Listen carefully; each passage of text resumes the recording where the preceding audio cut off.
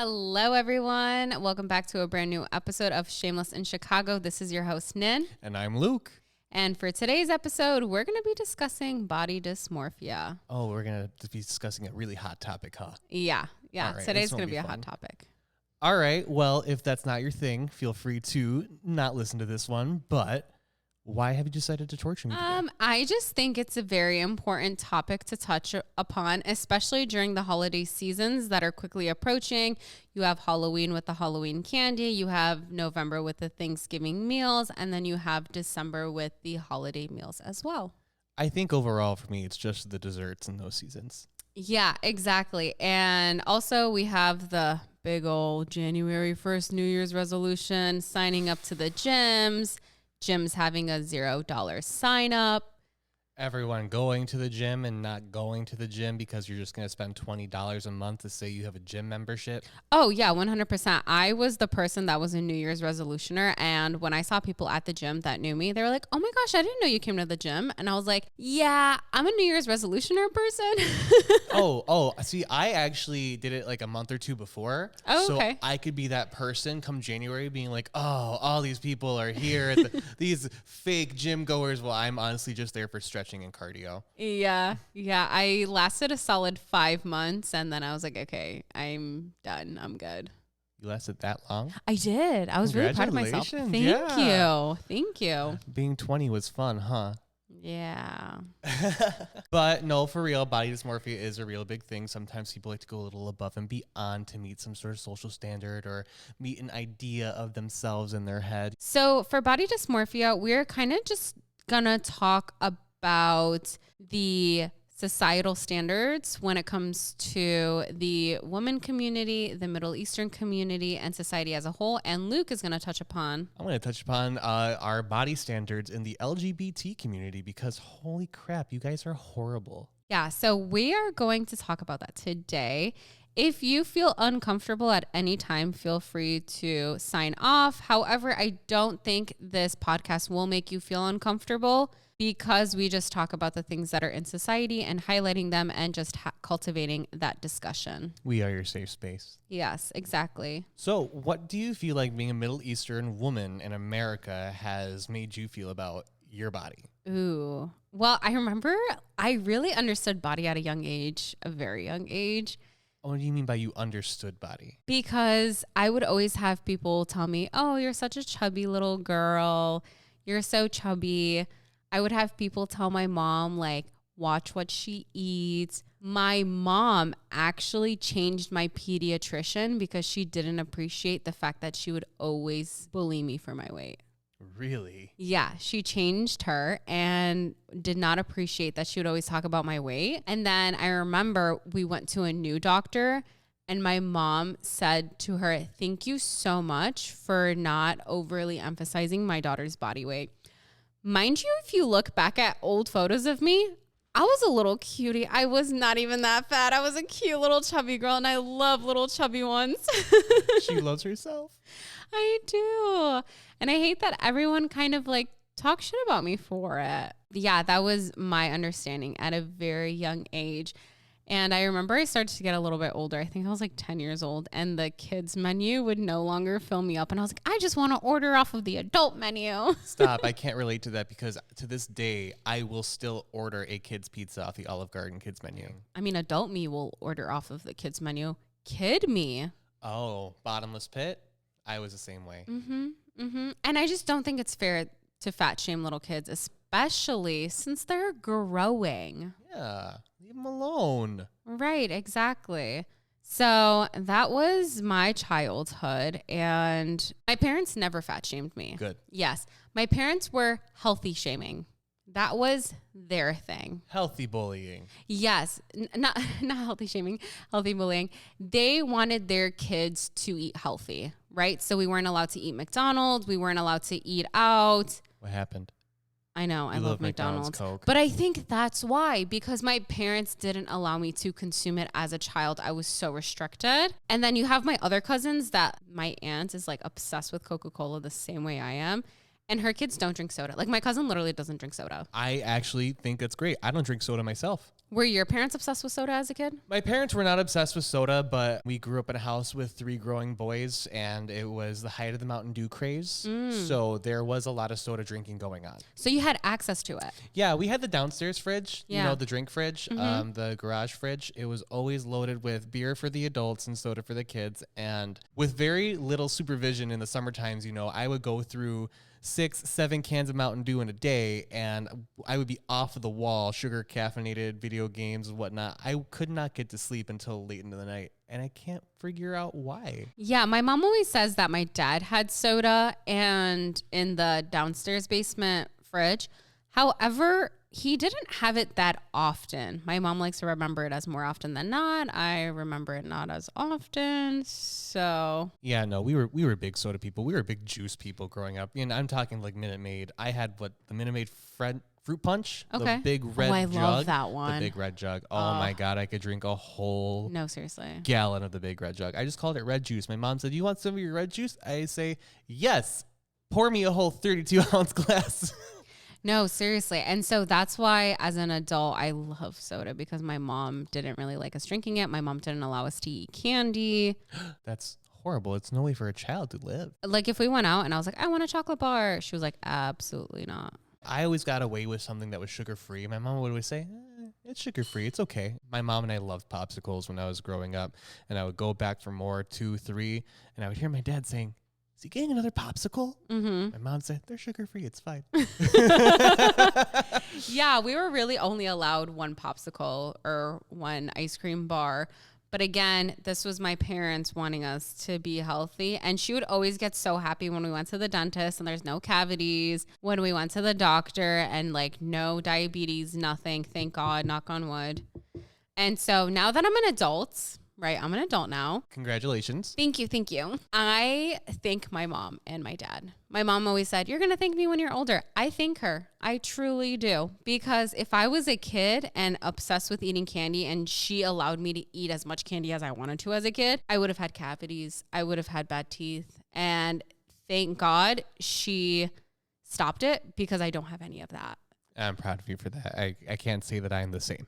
Yeah. Yeah. So that's a little thing. And then also now when I go to the doctor, I still don't have diabetes. I don't have any of that, thank God. And diabetes runs in my family. Like it runs in my dad's side of the family. So it's always been something that I've had to watch out for, right? Diabetes, cholesterol, those things that run in your family can start off on a young age. Yeah, that's called early onset. Exactly. So that's a little bit about me and like my background with health. And then that was my childhood. And then of course you have the teenage years. And then you have adulthood years. And each of those I feel like came in phases. But I'm interested to hear from you in your childhood. Well, you know, from my childhood, I can't say that I was fat because I overate in the beginning. When I was young, I was diagnosed with Bell's palsy. Half of my face, the left half, I think, was paralyzed. And I was like that, I think, for a month, maybe 3. I don't know. I was very, very young. But long story short, it ended in me having to take steroids. And steroids can really mess up your metabolism, the way that you digest, blah, blah, blah, blah, blah, whatever. I'm not a doctor. I don't care. But I ballooned up. And I think that it did mess with my brain chemistry a little bit. There was a lot of bullying from my older brother, my middle brother. I always got the fat, you know, I'm getting fatter, and it just kind of fed into that. And then food became kind of a comfort. So when when I wasn't on those steroids anymore, of course, there's no reason I should have still been ballooned up. But I think that I had the mindset that I loved food. Food made me feel good. If there's anything I could do, it's eat and eat something delicious, drink something sugary. And that really caused me to, gain some weight. I was a chubby kid. I was a chubby guy. I was a big sweaty boy. I had long hair. I wore a fedora. You were so cute. I was adorable. I just am remembering the photo of you with long hair and your big sweater and your glasses, and you're just like this chubby little kid. And it's just adorable. My weight definitely caused me to be the awkward kid for a little bit, because I ostracized myself. You get inside your own head, and that's how it starts. You say, "Oh, I look this way, and now I don't want to be around other people because I think they're gonna judge me." Yeah. When I was 11, that's when I discovered porn. Oh, okay. Yeah, I think I had kind of like an early like sexuality discovery, or I don't know. Is how it because goes you had for older everyone. brothers? It is certainly because my Okay. older brothers my older brother introduced me to porn, which I don't know if that's normal or not, but I'm not going to see a therapist about it. My brothers and I have different moms, so every other week or so they would stay with their mom, and I would be home alone or with the babysitter or whatnot. Regardless of where I was, I would be alone with the computer. Oh, okay. And alone with the computer, and now freshly knowing what's out there, I'm looking around and I'm exploring. And as a young kid, I discovered gay porn. Okay. And I think that's when I discovered I was really gay. I always knew there's something a little off about me, but right there is like, oh, that's what it is. But the thing about gay porn when you're a chunky little 11-year-old boy is that all you're going to see is sculpted bodies, saline sacs, bunch of abs, muscles, chiseled jawlines. I think it really did leave an impression on my psyche because growing up, that was kind of my idealized body, idealized look. And as an 11-year-old, 12-year-old, 14-year-old, 16-year-old, I don't think I should have had to put myself through so much shame about not having an adult's body as a teenager or a young juvenile. Yeah. So I definitely think gay porn with the idealization of the Adonis-like body sent me kind of on a little, oh, I hate my body spiral. Yeah. So then we pause there and then we get into like teenage life. So, being 11 years old and going into junior high, high school, I felt certainly that I was ostracized. I thought people were talking about me, that people were talking about my weight. I think that it definitely kind of left me stranded in some sort of social situation. When I was 13, I actually started taking Vyvanse for ADHD. Yeah. So, And doesn't a side effect of that help you lose weight? so here's the thing. My cousin also took the same, and his sister knew that I was taking them. So she would ask me, if you're on these pills, why haven't you lost any weight? Oh my God. And so that kind of furthers into there's something wrong with me that I can't even lose weight when I'm on amphetamines for children. Yeah.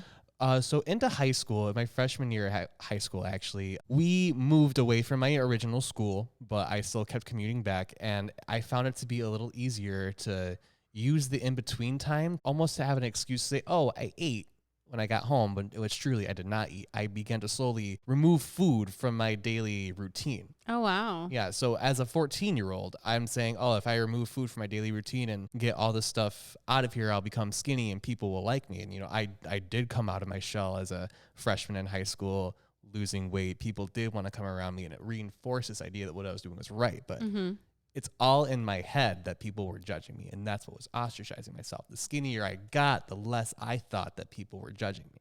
So the more confident you became or the less inside your head you were? I think it's a little bit of both. But the fact is that the only reason I had those thoughts is because growing up, I thought I was supposed to look a certain way. And if I didn't, it was a bad thing. Yeah. Yeah, I totally understand that. So what was it kind of like for you? My whole teenage years was just kind of like I was skinny, fat, skinny, fat, skinny, fat. I didn't really find a good medium until now. Even now, honestly, I still say I want to lose 20 more pounds.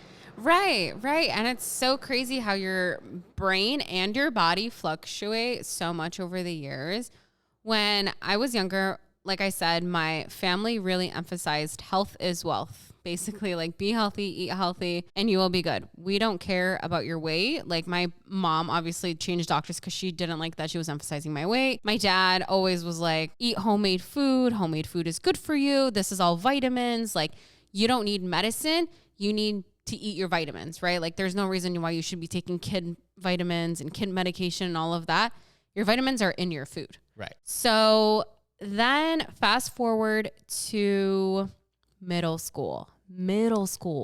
Ooh, I know. had such fond memories. Middle school is literally like the big bad wolf. It's going to blow your house down every day because all you have to build with is like dryer lint. Yeah, no. So middle school, of course, I was at my quote unquote skinniest.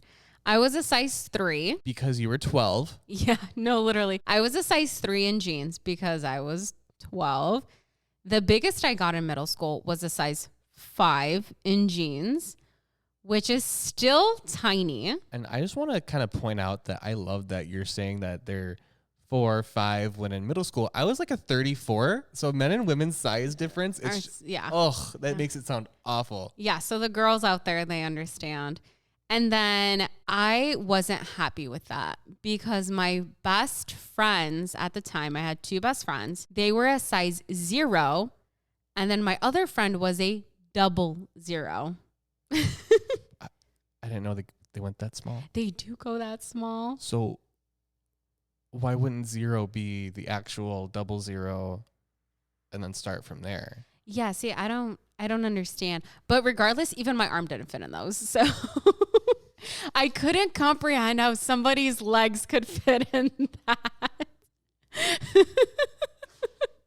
Guys, Lucas is on the side here dying of laughter. I would just like to say to all the people out there, watch what you say to strangers because it will stay with them. Oh my God. Why'd you say that? Because it's always your arms. Wait, what do you mean, like me? So when Nin and I went to a wedding a couple years ago, we had some pretty professional photos taken of us. Oh my God. And I've noticed that ever since, Nin's had a bit of a weird thing with her arms. So every time that she brings up her arms, I always think about that photographer who planted some weird idea in her head that she's got some big arms. Yeah, he literally came at me and was like, you have like such fat arms. Oy. Like, cover them up and put them down. Body dysmorphia right there. Right. He thinks you have some Hulk arms. No, I swear. You've got some regular ass arms. Yeah. So back. So the dresses are super small. Is there a 000? No, these are pants that are a size 00. Oh, okay. Well, still, is there a 000? No, I don't think so. I think you would have to go to kids at that point. But if you guys ever want to see what a 00 looks like, go to Lululemon and go to Hollister. They still sell those sizes. Yeah. How much for Lululemon? I don't know. Anyways, okay. So I remember I had a pair of jeans. They were a size 3. And I was like, damn, I'm the fat girl. Like, I always thought of myself as the fat girl because I was the bigger girl in the friend group. And at that age, that's when sexuality begins to develop. People's hormones are starting to slowly move. And I started recognizing that my skinnier girlfriends were getting more male attention than I was. How old were you at this point? 7th and 8th grade. So the fact that you're even caring about that at 7th or 8th grade is in itself weird. Yeah. To look, in retrospect, it's weird. I mean, as an adult looking at it, it's weird. But as a kid, it's not because, high school popularity. Everyone's getting ready to go to high school. Do you have a boyfriend?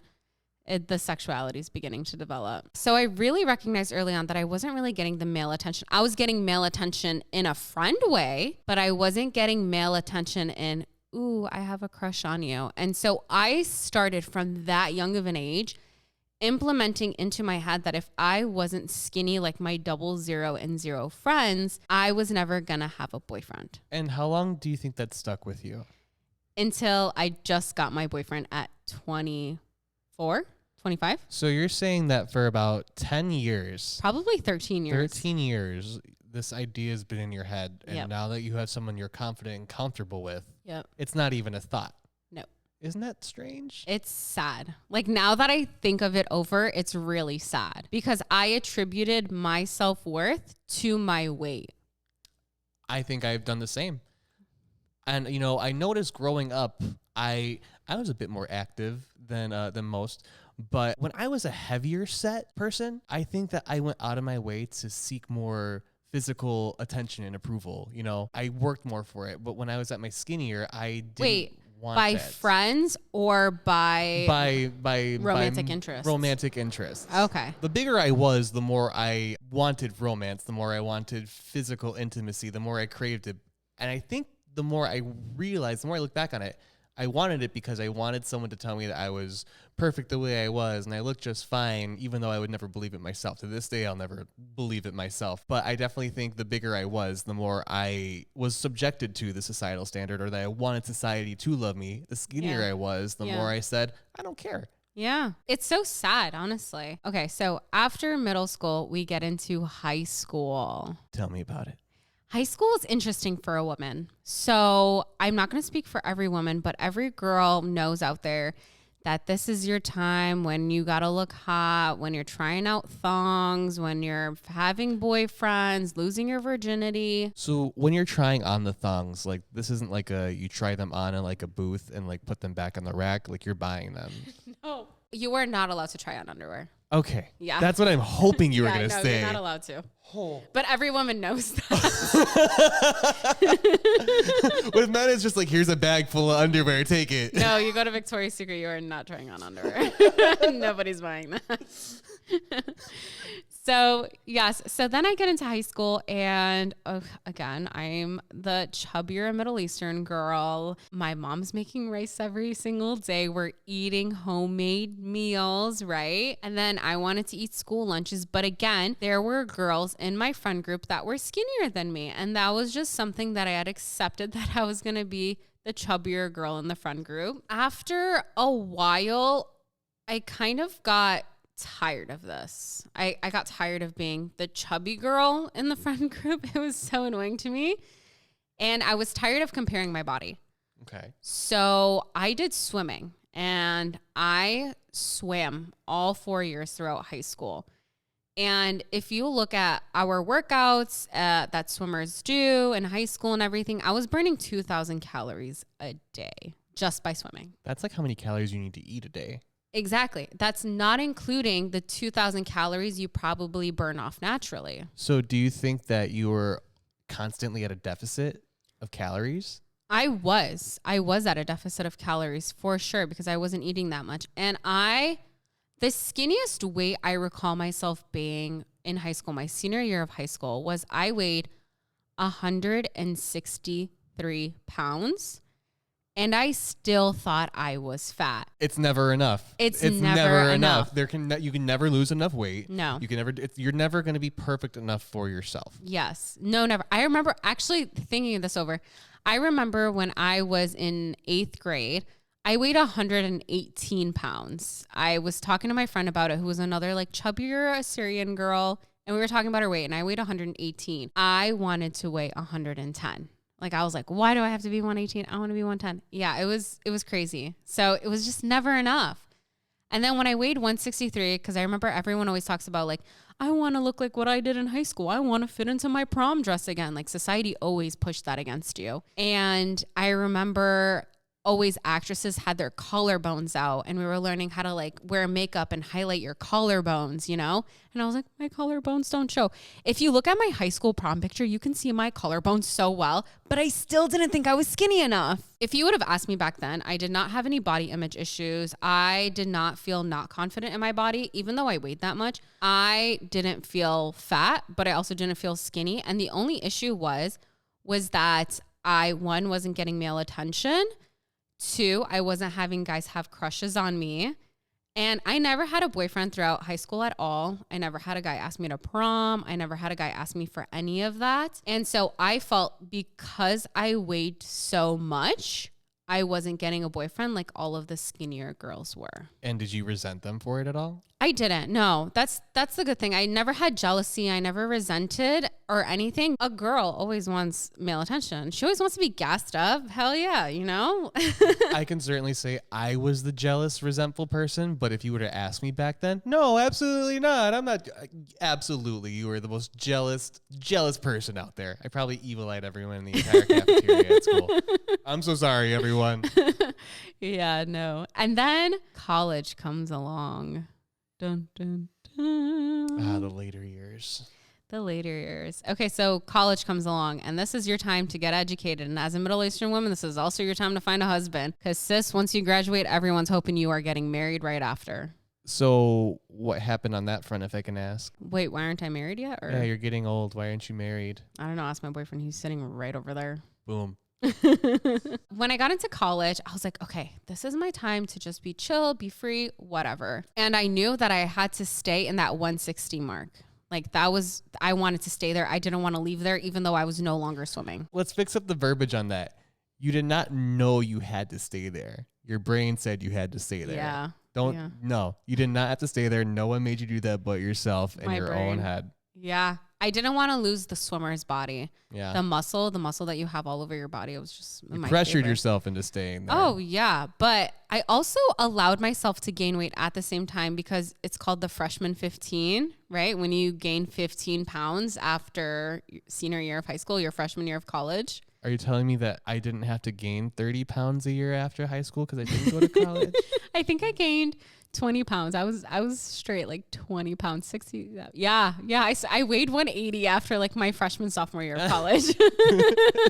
And this was truly because I don't know. I stopped swimming and I was eating chips and Coca-Cola and I was just letting myself be a college student and I was having fun. I ate out a lot. I didn't go to college. I moved out at 19. Yeah. I moved out with a roommate and it started like the very real cycle of I'm an adult and I can do what I want. Yeah. That's how I feel like with the McDonald's. Every time I get McDonald's, it's like, I'm an adult and I can do what I want. Hi, can I get a small Coke, please? Thank you. Oh, at one point, I think when I was in my 20, I was working at one of my warehouse jobs. Mm-hmm. Every day I would go home, I would stop at McDonald's first. And I think that they were one of those drive-thrus that had like the camera in there.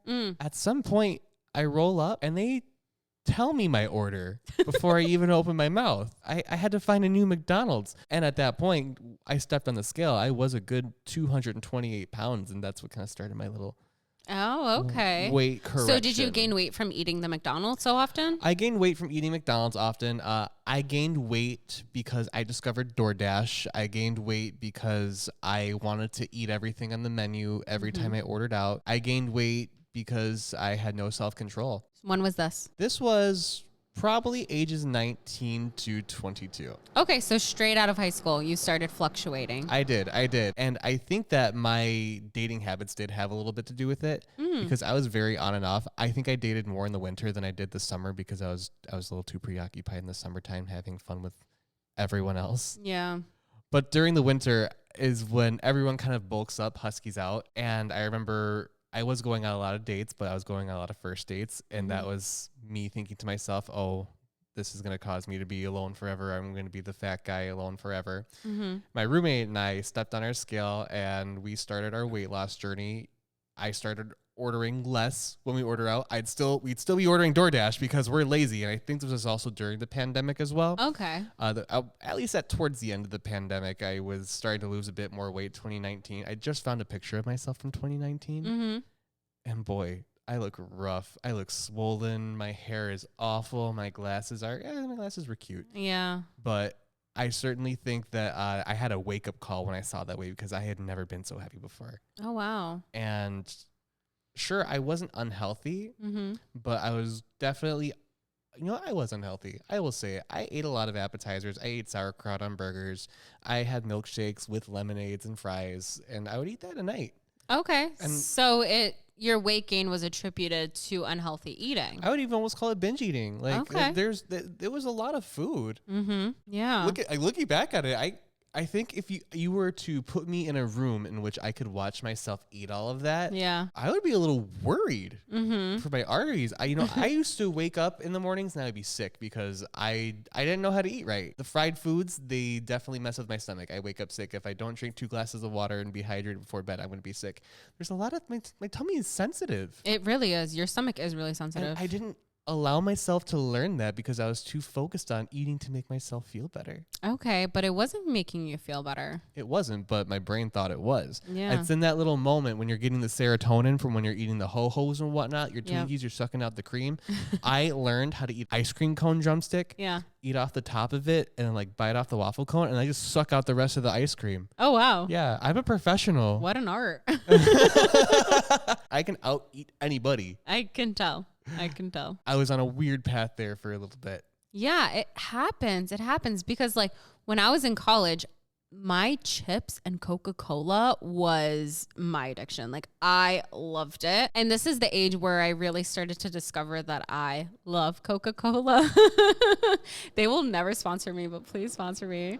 I loved it so much and I was just drinking it almost every day. The weird thing that happened during my college years is that although I was gaining weight, I was getting male attention. Now, do you think that's just because everyone's kind of diversifying their interests, or it's college and everyone's more open? What's it like? I think it's a little bit of both, honestly, because this is the age of Tinder. Tinder was out at this time. I was posting pictures of myself, and in a weird way, Tinder gave me confidence because it just showed that if I put my picture out there, there's people that walk past me and find me attractive. Mind you, my other friends, my skinnier friends, were getting male attention since like 7th, 8th grade, all throughout this time. So that's 4, 5, 6 years that I was getting absolutely no male attention. You had some catching up to do in your own head. Exactly.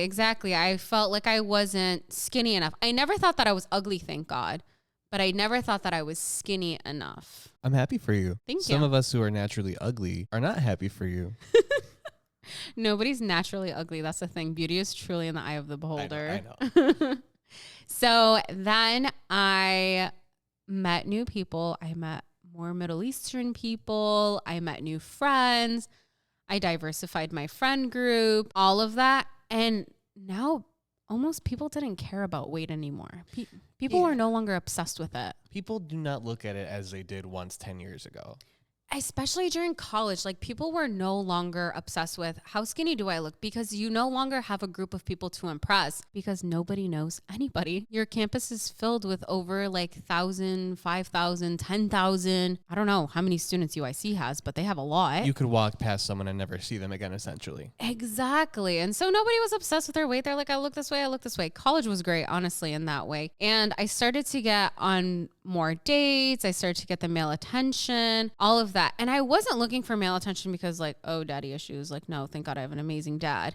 It was just, you want to feel attractive. Everyone wants a sense of belonging. It's literally on Maslow's hierarchy of needs. Like sex is on the first one. It's on the first base of the triangle. The second one is sense of love and belonging. So those two go hand in hand, especially at a time when you're developing. It's gonna happen. You want that attention. You want to feel desired, loved, and wanted. I agree. And I definitely think, especially with the imagery we see on TV, in porn, you want yourself to look a certain way because then you'll feel ready to be wanted. And Yes. I shouldn't say I never, because I am wanted right now. I love who I'm with.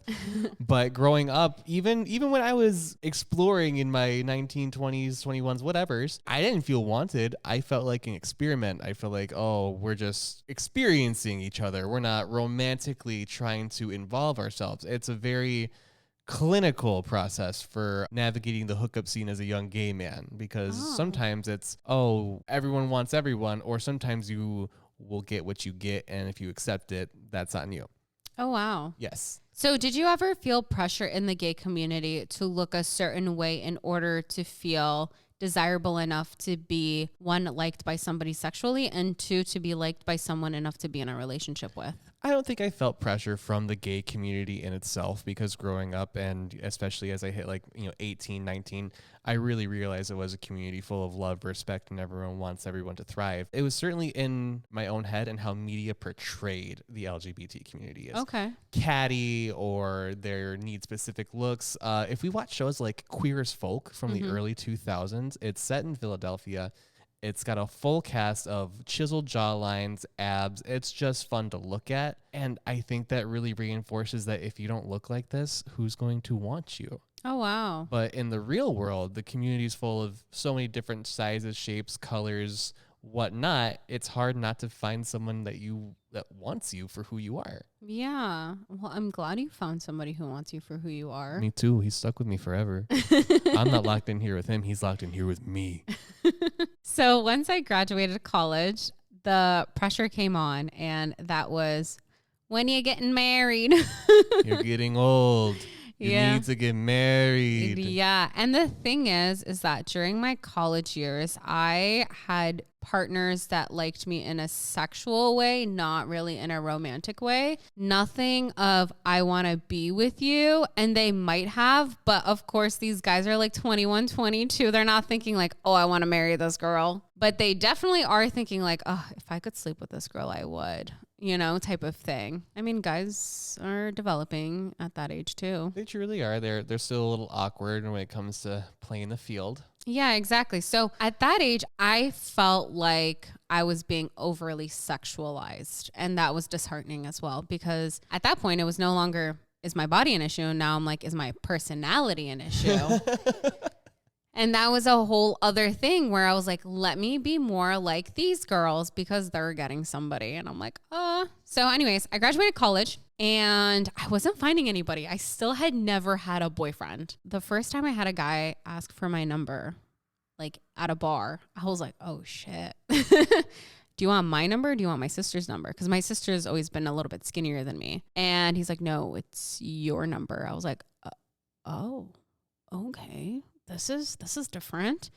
And long story short, me and him ended up lasting together for about 6 months. So that was my first time actually being in a relationship with somebody. Then it was you're not getting married. And it was like, maybe if you lost some weight, you would get married. So that was starting to instill in me again. And then when I started watching weddings, because Assyrian weddings are on YouTube, you watch them, they're all there. I noticed that's true. All these girls are skinny. Maybe if I lose weight, I'll get married. So then I had a backwards relationship with food and everything. And I was like, maybe if I work out, maybe if I do this. And I've accepted finally that I hate working out. I hate it. I don't enjoy it at all. But what I do enjoy is food. I love food. When I met my boyfriend at the bar, like when we met and he found me attractive in a room full of people, I was the one person that he found attractive. And that to me to this day is still kind of like, wow, like that little girl that was upset that nobody in her little middle school and high school was finding her attractive is now being found attractive by this man. That if you guys see any pictures of us online, and you can see that my boyfriend is tall, mashallah. He's muscular. He goes to the gym every day. Is it me? It's not you. It's not me? It's not you. Okay. The way that I was shamed for being a bigger girl and being like, you're only going to find bigger guys. Those are the only guys in your league was always disheartening because it was not the type of guy I was attracted to. And whoever you're attracted to is who you're attracted to. There's no shame in that, but you're attracted to who you're attracted to. Like, I like huskier men. That's just my vibe, you know? So when I met my boyfriend, he found me attractive. I was like, shit, maybe I am hot. And the final onion layers peeled back. Yes. And being in my relationship, thank God, he thinks I am the most attractive woman, but not only physically, mentally too. And that's the cherry on top, is that he didn't just sexualize me. He found me attractive in all sorts of the ways. And most recent, I have become, after my trip to Iraq, I noticed that America has a lot of shit they put in their food, a lot of preservatives. So I've gotten on another health craze. Not like I have to eat healthy, but it's just I'm more mindful of what's going into my food and how it's processed, how it's manufactured. Why can't you just drink water? Because some of it is just chlorinated. We'll come back to that in a later episode. I'll ask about that at another time. Yeah. So I've done a lot of research on when it comes to like my food and what I'm intaking in my body personally. And this is where I have felt my most confident because my weight is no longer associated with how often I hit the gym because as I said, I freaking hate going to the gym. I don't enjoy it. It's depressing for me. The endorphins in my brain don't get released. You're wasting time in your life in the gym. Like you're wasting your time to do bicep curls when we're all going to end up in the ground. No, I swear. Listen. You're just going to make it. I'm so sorry. No, go ahead. If you're working out, muscle is heavier than fat. So therefore, you are just making all your friends who are your pole bearers at your funeral hate you before they put you in the ground. Okay? Muscle milk? He's so goofy, bro. Am I wrong, though? No, you're not. Okay, I'm telling you, when Armand keels over in 3,800 years, thank you. Don't expect me to pick him up. Why? You'll be alive 3,900 years? I hope so. I want to outlive all of you. Lucas thinks he's going to live until the end of the world. I'm going to live until the end, till the last star in the sky goes dark. That's when I can leave this realm. I'll be Jabba the Hutt big by then. I don't care. Oh my gosh. Well, then you should pay attention to the food that you eat. So nowadays I am confident in my body. Thank God. I'm confident in myself. And I'm also confident in the fact of saying I hate the gym, but I love what I eat. So I'm going to eat smart and I'm going to say no to foods that I don't like. And I think that's been the most empowering. Ladies out there, just because you're a little bit skinnier or a little bit fatter, or you wish you had bigger tits or a bigger ass, and you're going to go get a BBL or whatever the case may be, or what all these influencers are getting mommy makeovers. Do it if you want to, but as soon as you feel like it's becoming an issue and you're attributing it to your self-worth and how pretty you think you look and feel, it will not solve the problem. Please go see a mental health therapist, because just getting a little bit sucked out and a little bit put here is not going to solve any issue. And if your man is making you feel less than, then get a new man. Get a new man, sis. Walk out, but he does everything else. No, honey, he's making you feel less than, and that is not okay. I am curious to hear about your relationship too, and how your ideology changed to this man that cuffed you, or you cuffed him. And he likes to say that I cuffed him. Yeah, he likes to say that I pursued him, is how we say it. When we met, my boyfriend and I think we were both at our very skinniest, and we've both been big boys, actually. Oh. My boyfriend is a veteran. He did serve in the Army. Thank you for your service. He was a bigger man at some point in the Army, and the photos I look at, sometimes I do want to squeeze him, want to hold him, want to hug him, want to bring him in close. Like in that big sense, I wear some of the Army shirts he had as like night shirts. Really? I love them. They're some of my favorite shirts. When we started dating, he didn't eat much. Like he wasn't much of a eater, and I was, but I wasn't eating as much. I was certainly at my skinniest. You could see like the indents in my cheeks, I think, for my cheekbones to look so good, or so I thought. Gradually, we didn't even have our first lunch or dinner date, I think, until 2 months into our relationship. And I did not hold back how I eat. Now, we had eaten at his house before.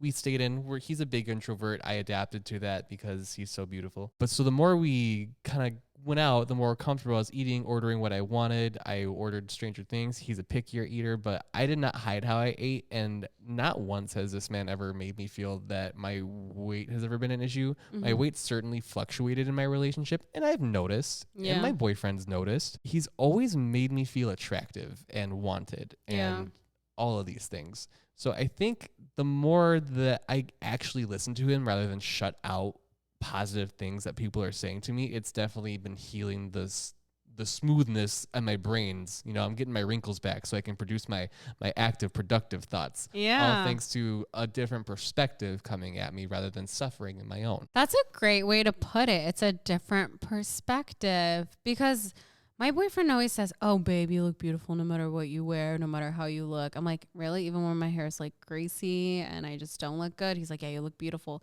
And I'm always like, you're being cheesy. But I like the way that you say it's a different perspective, because in his eyes, I look beautiful. Beauty is in the eye of the beholder. Exactly. And that's just so important. I couldn't emphasize that more, especially like traveling to different countries and beauty standards are different. It's really just beauty is in the eye of the beholder, because you can be a 10 in Chicago, but as soon as you go to Miami, you're a 3. You go to LA, you're a 7. Like, it really fluctuates, even on state. I feel like Miami, you'd be a 7, and LA, you'd be a 3. I felt like a 3 in Miami when I was in I feel like a 10 in Chicago and a 3 in Miami, because they literally don't let you go into bars unless you like look a certain way. Wild. Yeah, it's wild. Will Tenney, he's a fitness YouTuber. Most recent YouTube is about body dysmorphia, and Miami is labeled like the most beautiful, and you see he like interviews all these people and they all just don't feel pretty enough. What is one piece of advice you would like to give to young boys? To the younger gay boys? Yeah, younger gay boys. I think the younger gay boys, the newer generation coming in, has already got the advice that I want to give them implanted in their heads. And which is? Which is diversify yourself. You know, it is say, I want to love all shapes and sizes. I want to be around. I want to be any shape and size I want as long as I feel comfortable. And I definitely think that generation coming up after me has a much more down pat than I did, because they certainly rocketed past all of those social expectations. Yes. And then the piece of advice that I would like to give all little girls out there is Honestly, nothing, because girls, you've got it down. My generation really helped you guys out on TikTok. We're really about body diversity. The Barbie movie came out just for you. Exactly. We shut down the Victoria's Secret runways. Rihanna came in with Fenty Beauty, really diversifying body shapes, colors, sizes. So really, I think we're on the upswing as a society. Yes, and I love it. I love it. And I hope we continue to accept all bodies, and all bodies are beautiful. And you're not just your body, you're your brain too. Very true. Alrighty, guys. Well, that is all we have for you today. We ran a little late on time today, but we hope you enjoyed our podcast. If you guys would like to leave any comments or discussions, please go ahead and comment down below in this podcast section. I'm going to have a poll for you all. I haven't decided on the question yet, but I will have one there. Go ahead and leave a comment. And then, of course, feel free to head over to our Instagram at airwaves_studio. And also check us out on TikTok. And also remember, if you guys want to come see the almighty Airmain perform on October 29th at the WC Social Club, feel free to send us a DM. Tickets are starting at $20. Come in costume with all your friends. Alrighty, guys. Thank you so much for joining us. And join us next time for when Nen fights a polar bear in hand-to-hand combat while making me the perfect French press coffee. Ooh, but is this polar bear in France? Because then I would really be concerned about climate change. It may have escaped from the zoo. Join us next time on Shameless in Chicago. Bye, everyone.